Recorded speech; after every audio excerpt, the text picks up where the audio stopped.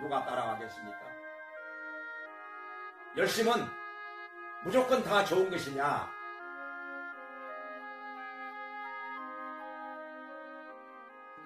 로마서 10장 2절과 3절에서는 우리의 열심에 대해서 말씀을 하십니다.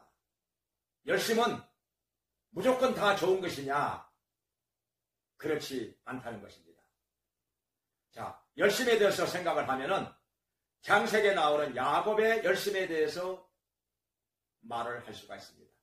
야곱은 형 에서를 피하여서 외삼촌 라반의 집으로 가서 20년 동안 머슴살이를 하였는데 그야말로 열심히 일을 했습니다. 그가 말하기를 낮에는 더위를 무릅쓰고 밤에는 추위를 무릅쓰고 눈 붙일 겨를도 없이 일을 하였다고 했습니다. 그 결과 외삼촌의 재산이 몇 배로 벌어나게 되었고 자기도 복을 받아 거부가 된 것입니다. 또 우리는 엘리야의 열심을 생각을 할 수가 있습니다. 스스로 말하기를 만군의 여호와를 위하여 나의 열심이 특심하오니 그렇게 했습니다. 말씀 전하는데 열심을 냈습니다. 목숨을 내놓고 우상을 섬기는 선지자들과 기도의 대결을 벌였습니다. 하나님께서 엘리야의 기도에 응답해 주셨고 또 비가 오기를 위해서 무릎을 꿇고 얼굴을 무릎 사이에다가 넣고서 7차례 기도를 했는데 하나님께서 그 기도 응답해 주셨습니다. 3년 반 만에 억수 같은 비가 쏟아져 메마른 땅을 적시게 된 것입니다. 그리고 또 성경에서 우리는 베드로의 열심을 생각을 안 할 수가 없습니다. 예수님께서 제자들의 발을 씻겨주시는데 베드로는 내 발을 씻겼을 수 없나이다. 그러니 예수님 말씀하시기를 내가 너의 발을 씻기지 않는다면 너는 나와 상관이 없느니라. 이거 정말 무서운 말이거든요. 상관이 없다는 말이 지옥 간다는 말이 되거든요.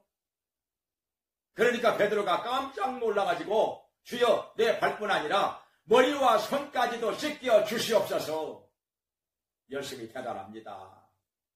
페나산에 예수님을 따라서 올라갔을 때는 예수님의 모습이 변형이 되셨습니다. 모세와 엘리야가 나타나서 얘기를 합니다. 그 모습이 너무나도 황홀하고 좋아서 주님 우리가 여기다가 초막셋을 짓 때 하나는 주님을 위하여 하나는 모세를 위하여 하나는 엘리야를 위하여 하겠나이다. 그렇게 말했습니다. 그러나 예수님께서 허락지 않으셨지요. 왜냐하면 산에서 내려가면 할 일이 많은데 예수님은 예루살렘으로 가서 십자가에 못 박혀 죽으셔야만 하는데 그러니까 열심히 빗나간 열심이었던 것입니다.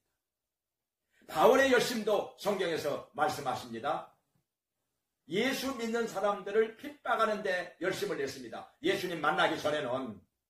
그러나 예수님 부활하신 예수님 만나고 나서는 예수님을 전하는 데 자기의 전생애를 쏟아 부었던 것입니다.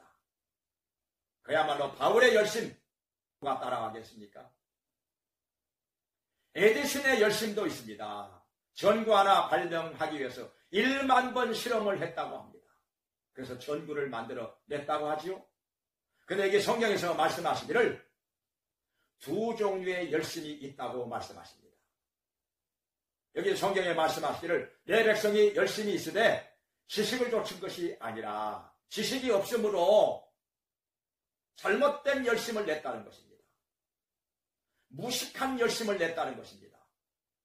그러니까 말씀을 다시 한번 생각을 해보자면은 율법을 열심히 지켜 행하면 구원을 받는다고 생각을 해서 열심을 냈습니다. 그러나 그것은 헛된 열심입니다. 그렇게 해서 의롭다함을 받을 자가 아무도 없다고 말씀하셨습니다. 오직 우리 죄를 담당하시고 십자가에서 피 흘려 죽으시고 부활하신 예수님을 구주로 믿을 때 우리는 죄사함을 받고 의롭다함을 받고 구원을 받게 되는 것입니다. 우리는 예수님에 대한 확실하고 올바른 지식을 가지고 올바른 열심, 지식을 좇은 열심을 내야 하는 것입니다. 이 세상에는 거짓이 많습니다. 비진리가 많습니다.